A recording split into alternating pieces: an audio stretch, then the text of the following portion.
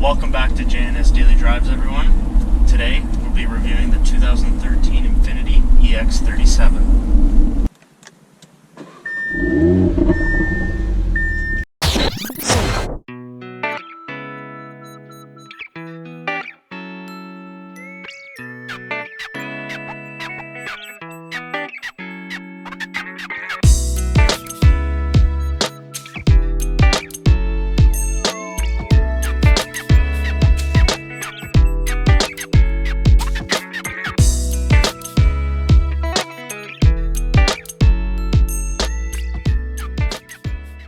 Ex37. What is it? It's kind of a cross between a sedan and an SUV. It's got the styling cues of an SUV, but it kind of has the same size and shape of a sedan. So, how practical is it?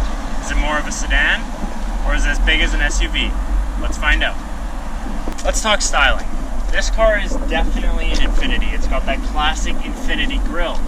It's got that classic Infiniti kind of sloping hood. It's got this lower piece in black, which kind of adds to a bit of a, more of a black optics kind of look it's got going.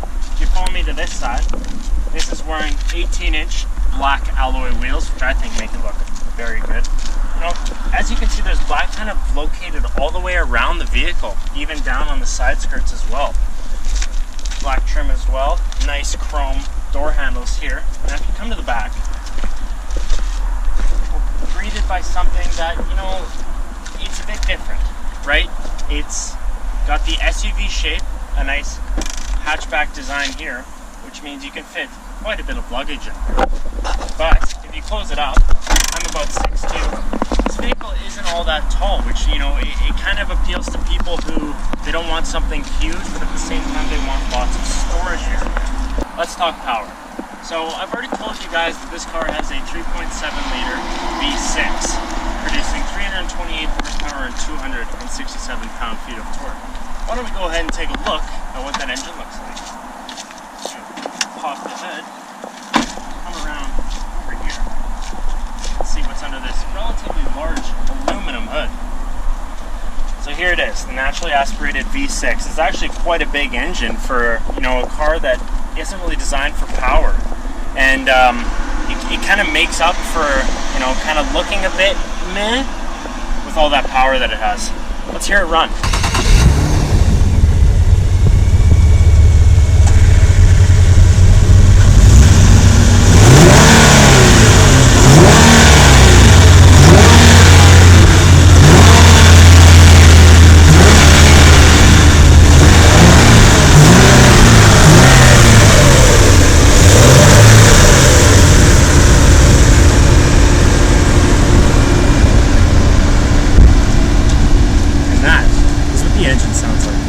Getting exhaustive, shall we?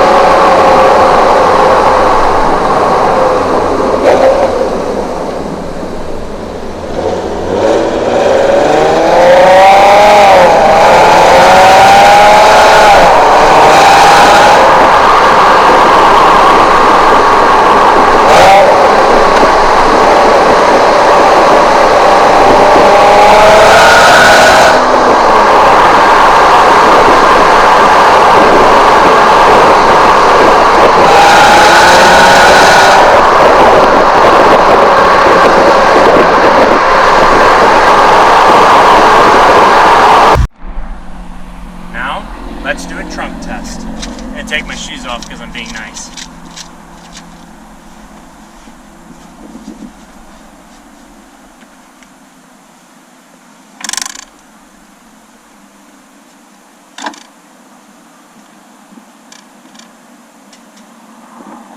I want to talk about with this Infiniti is the fact that it handles the way it does. You know, for a relatively, you know, large car, small SUV, it handles really well actually. Like, I'm going through around these twisty bends and I'm having no problems at all. You know, there's no body roll, and the steering is actually really precise. You know, you point it where you want it to go and it just goes there, you know.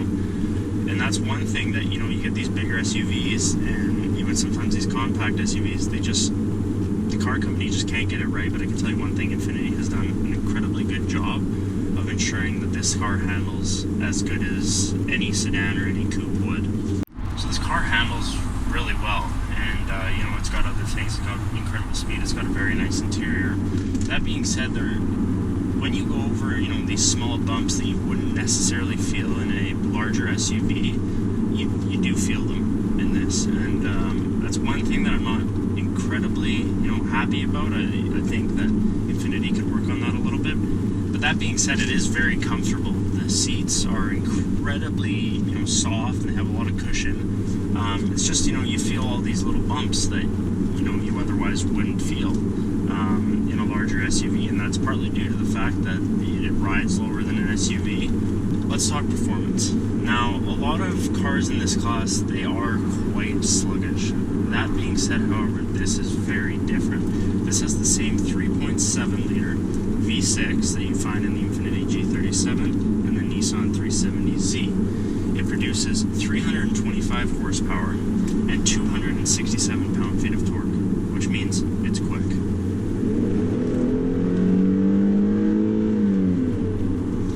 It says 0 to 60 will take around 5.2 seconds, and I believe that this car has little to no throttle lag due to the fact that it is naturally aspirated. And coming out of these corners too, you have an instant burst of speed. And if I throw it into sport now, coming around these corners, it holds the revs a bit higher so that when I do come out of these corners, the lag is even less. So there's literally none. I'm just on it and I'm going. Also, if I put it into manual mode, I can shift it, and the shifts are actually really quick.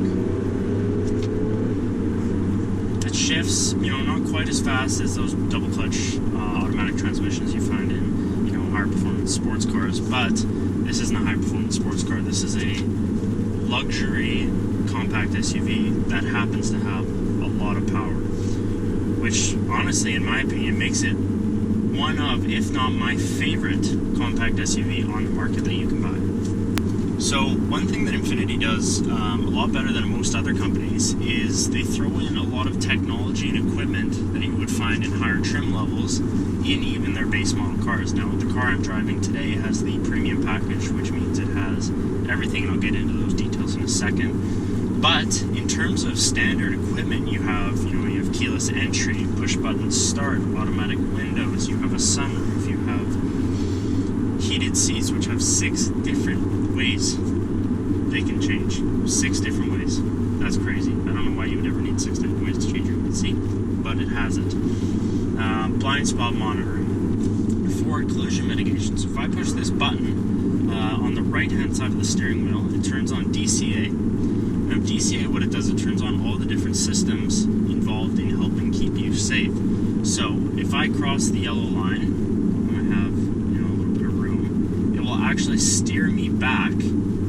Another cool thing about DCA is if I'm following a car behind me, it will actually pick up the car in front. It will show a little car in the central cluster in the instrument section there, and it will actually slow down and speed up based on the car in front of me. So, you know, if I'm not paying attention and I have that on and there's a car in front of me, it will automatically brake for me. Emergency braking, it's not new, but it's something that Infiniti offered back in 2013 that a lot of companies didn't. Blind spot monitoring was another thing. You know, this car has incredibly good blind spots. So, you know, you have a little light on the side of the A-pillar instead of traditionally on the actual mirror itself, which means, you know, you can kind of see it better while you're driving instead of having to actually look in your mirror to see it. So one of the other reasons why I like having the blind spot monitoring system right there instead of actually on the mirror is because when I go to look to change lanes, it catches my eye before actually looking into the mirror, which means I am ready for it before I even look in my mirror. That way I don't make the mistake of, you know, looking in my mirror. oh, it's safe, before I even look in the mirror, I have a notification saying that it's not safe to change lanes. Another thing that system has built into it as well is, like other blind spot systems, if there's someone in your blind spot and you do signal, it will beep at you. And if you have DCA on, it won't allow you to change lanes, which I think is rather smart. And there's even more equipment now too. So in the base model, you get rear view camera as well as rear parking sensors. But in the premium model, you get surround parking sensors as well as a 360 camera, which in 2013, nobody had that. That was brand new technology that Infiniti was putting out. That people nowadays, it's starting to become standard on a lot of cars, which is, I think it helps me park really easily instead of crashing into people, which is nice. So this car doesn't have, 8 different driving modes like a lot of new cars have, but it does have a snow mode, and I know from personal experience that the snow mode actually works.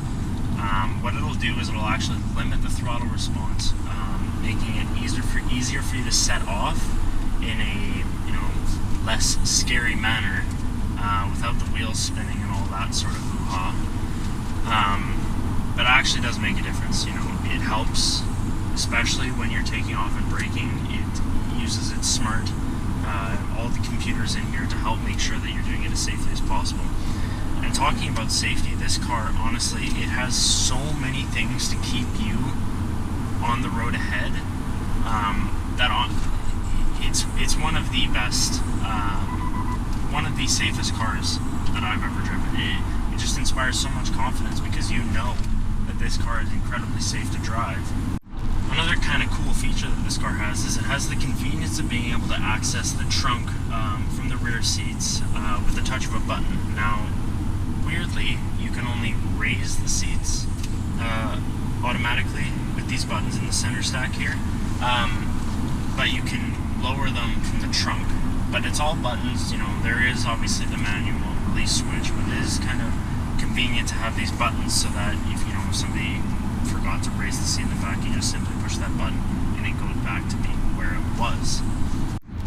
Now the transmission in this car is the 7-speed automatic that you find in the G37 as well. There's no manual option for this car. It is good. It's not amazing though. Sometimes it will hold the revs longer than you otherwise would have wanted it to. And you're kind of looking at the thing, at the tachometer being like, okay, change gear now. But other than that, honestly, it is pretty smooth. You don't notice it all that much, and the shifts when you put it into manual mode are actually pretty quick. I can drop it down 2 gears here, and then shift it, and it's very quick, just like that. This car would benefit from paddles, but that is limited to only the S models in Infiniti, and unfortunately there was not an EX S model. So, EX37. You've probably heard of the EX35 and the QX50. But what is the EX37? Now, the EX37 was limited to a 1-year production in 2013 before Infiniti changed all of its names under the Q. Before this, there was the EX35, and what is the difference, you might ask? The EX35 had the 3.5-liter engine that had 295 horsepower from the Infiniti G35. And when they made the EX37, they changed over to the G37 platform, which came with the more powerful engine, as well as the more torque. In terms of the Q50, the 2014 and 2015 Q50s were relatively unchanged from the EX37. There was no drivetrain difference. All of the components were exactly the same. It wasn't until 2016, 17, and 18 that they changed a bit of the exterior and stuff like that. And now the 2019 is a completely different platform. But the EX37 was the most limited model. There was many EX35s and a lot of QX50s, but not very many EX37s, which is kind of, it's cool. It's a limited number of cars that are out on the road with the EX37 badge. Another thing that changed from the 35 to the 37 model was the introduction of the new navigation system, Infiniti's new HDD navigation system, which I can tell you from experience is so much better than the old system, it just makes the old system like made look like it was made in the 90s. The quality is extremely good. It has speed limits notifications. It has real-time traffic alerts, satellite weather, which is also pretty cool that a lot of cars don't have. But it's just these little things, these little subtleties that change from the 35 to the 37 that make the big difference. So let's talk about the 5 things that I really, really don't like about this car. Number 1, the rear view mirror, located right here, like every other car. For some reason it feels, based on the slant of the window, it feels like it's taking up half the window, like I can't see out of half the window, which is kind of annoying. You kind of get used to it after a while, but at first it's like, that is huge. Number 2, the passenger door panel, for some reason, is different than every other door panel in the car. Driver door, the rear driver side door, and the rear passenger side door all have the same design. But for some reason, Infiniti thought, let's make the passenger door weird. And it gets me every single time I get into this car. I'm just like, why? Why did they do that? It's just, it's something small, but it's kind of like, why? What was the point of that? Number 3, the driver's and passenger's window are automatic, and the rear 2 are not automatic. Normally that wouldn't be that big of a deal, because, if you have kids in the back or whatever. But I personally have an Infiniti G37 sedan that has automatic windows all the way through. I'm just confused, once again, like the passenger door, why they would leave 2 of them as normal and not, automatic, one touch up, one touch down. Hope you guys enjoyed today's video. If you did, make sure to subscribe, like, and if you wanted to let us know something, leave a comment in the section down below. Hope you guys enjoyed watching JNS Daily Drives.